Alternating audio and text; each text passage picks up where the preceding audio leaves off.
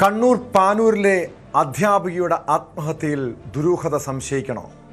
വെള്ളങ്ങാട് സ്വദേശിനിയായ അധ്യാപിക എന്തിനാണ് ജീവനൊടുക്കിയത്?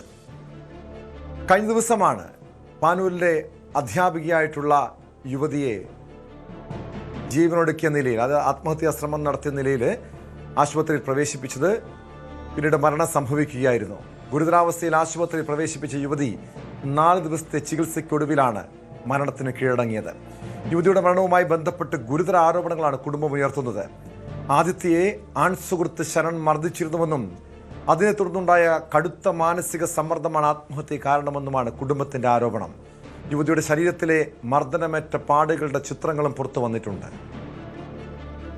നന്ദന രാജൻ ചേരുന്നു വിവരങ്ങളുമായി.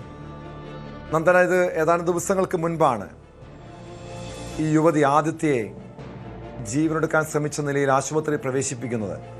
അതിനുശേഷം തന്നെ കുടുംബം ഇത്തരമൊരു ആരോപണം ഉന്നയിച്ചിരുന്നു ആൺസുഹൃത്തിനെതിരെ. ഈ ആൺസുഹൃത്തുമായിട്ടുള്ള പ്രശ്നങ്ങളാണോ ആത്മഹത്യ കാരണം? തീർച്ചയായും ടോം, ഇന്നലെയാണ് നമ്മുടെ പാനൂരിലെ അധ്യാപികയായിട്ടുള്ള ആദിത്യ, 28 വയസ്സുകാരിയായ അധ്യാപികയാണ്, കണ്ണൂർ സർവകലാശാലയിലെ ഗസറ്റ് അധ്യാപികയാണ് ജീവനൊടുക്കിയത്. 14-ാം തീയതി ആയിരുന്നു ആത്മഹത്യക്ക് ശ്രമിച്ചിട്ടുണ്ടായിരുന്നത്. 15-ാം തീയതി മരണത്തിന് കീഴടങ്ങുകയായിരുന്നു. ആദിത്യയുടെ ആൺസുഹൃത്തായ ശരൺ നിരന്തരം മാനസികമായും ശാരീരികമായും പീഡിപ്പിച്ചിരുന്നു എന്നാണ് നമുക്ക് ബന്ധുക്കൾ നൽകുന്ന വിവരങ്ങളിൽ നിന്ന് മനസ്സിലാക്കാനായിട്ട് കഴിയുന്നത്.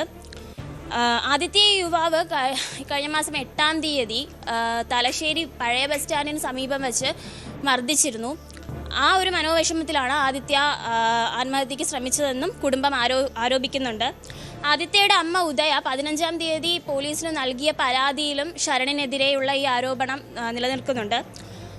ആദിത്യയും ഈ ശരൺ എന്ന യുവാവും ഏറെ കാലമായി പ്രണയത്തിലായിരുന്നു. വിവാഹിതരാവാൻ തീരുമാനിച്ചിരുന്നതായും നാട്ടുകാർ പറയുന്നുണ്ട്. എന്നാൽ ഈ ശരൺ വളരെയധികം ആദിത്യയെ മാനസികമായും അതുപോലെ തന്നെ ശാരീരികമായും ഉപദ്രവിക്കാറുണ്ടായിരുന്നു എന്ന് ആണ് കുടുംബം ആരോപിക്കുന്നത്. ആദിത്യയുടെ ബന്ധുവായിട്ടുള്ള വിനോദ് പോലീസിന് നൽകിയ പരാതി അനുസരിച്ചിട്ടാണെങ്കിൽ ആദിത്യയുടെ ശരീരത്തിൽ ശരൺ മർദ്ദിച്ച പാടുകളും അതുപോലെ തന്നെ ആദിത്യ വിനോദുമായിട്ട് പങ്കുവച്ചിട്ടുള്ള കാര്യങ്ങളിലായാലും തന്നെ നിരന്തരം മർദ്ദിച്ചു വന്നു എന്നുള്ള കാര്യങ്ങൾ പറഞ്ഞിട്ടുണ്ട്. അത് ആദിത്യയുടെ ബന്ധുവായിട്ടുള്ള വിനോദ് പോലീസിന് നൽകിയ മൊഴിയിലും പറയുന്നുണ്ട്.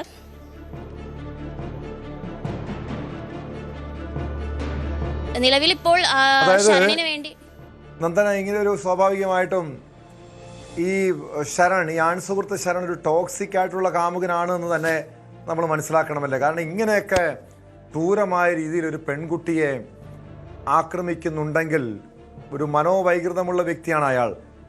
ഇത് എവിടെ വെച്ചാണ് ഈ മർദ്ദനം ഉണ്ടായത്? വീട്ടിൽ വെച്ചാണോ അതോ മറ്റെവിടെയെങ്കിലും സ്ഥലത്ത് വെച്ചാണോ? ഇതുമായി ബന്ധപ്പെട്ട പരാമർശങ്ങൾ കുടുംബത്തിൻ്റെ പരാതിയിലുണ്ടോ? മാത്രമല്ല, ഈ ആദിത്യയുടെ ഈ ആത്മഹത്യാ ശ്രമം നടത്തിയ ദിവസം ആത്മഹത്യക്കുറിപ്പോ മറ്റോ വീട്ടിൽ നിന്നും കണ്ടെത്തിയിട്ടുണ്ടോ? ഇയാളെക്കുറിച്ച്, ഈ ആൺസുഹൃത്തിനെ കുറിച്ച് പരാമർശമുണ്ടോ? ടോക്സിക് ആയിട്ടുള്ളൊരു സ്വഭാവമാണ് ഈ ശരൺ എന്ന് പറയുന്ന യുവാവിൻ്റേത്. കാരണം ബസ് സ്റ്റാൻഡിൽ വെച്ച് ഈ പറയുന്ന ആദിത്യ എന്ന് പറയുന്ന അധ്യാപികയും കൂടെ ആയ ആ യുവതിയെ മർദ്ദിക്കുകയായിരുന്നു യുവാവ് ചെയ്തിട്ടുണ്ടായിരുന്നത്. അതുകൂടാതെ നിരന്തരം മാനസികമായി പീഡിപ്പിച്ചു വരികയായിരുന്നു എന്ന് തന്നെയാണ് കുടുംബം ഉന്നയിക്കുന്നത്. പോലീസിന് നൽകിയ പരാതിയിലും അങ്ങനെ തന്നെയാണ് കുടുംബത്തിൻ്റെ ആരോപണം ശരണിനെതിരെ. വളരെ ടോക്സിക് ആയിട്ടുള്ളൊരു സ്വഭാവ വൈകൃതം തന്നെയാണ്, ശരിക്കും പറഞ്ഞാൽ ഒരു മനോവിഭ്രാന്തി തന്നെയാണ് ശരൺ എന്ന് പറഞ്ഞ യുവാവ് കാണിച്ചിട്ടുള്ളത്.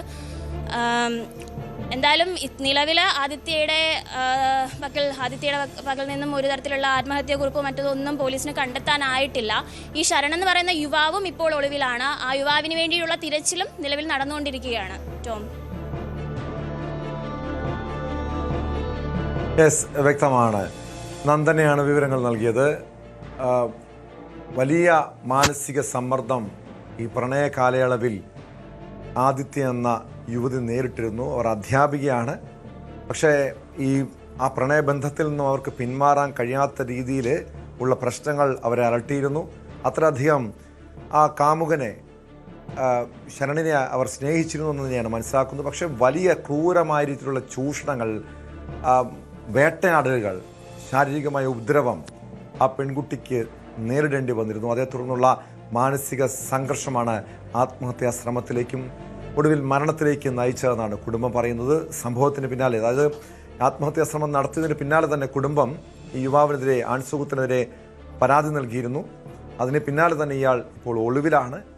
എന്തായാലും പോലീസിൻ്റെ ഭാഗത്തു നിന്ന് കർശനമായ നടപടി ഉണ്ടാകും. ആത്മഹത്യാ പ്രേരണ കുറ്റം ചുമത്തുമോ, കൂടുതൽ നടപടികളിലേക്ക് നീങ്ങുമോ, ഇരുവരും തമ്മിലുള്ള പ്രശ്നങ്ങളുടെ കാരണം എന്താണ്, ഇക്കാര്യങ്ങളിലൊക്കെ ഒരു വ്യക്തത ഉണ്ടാകണം.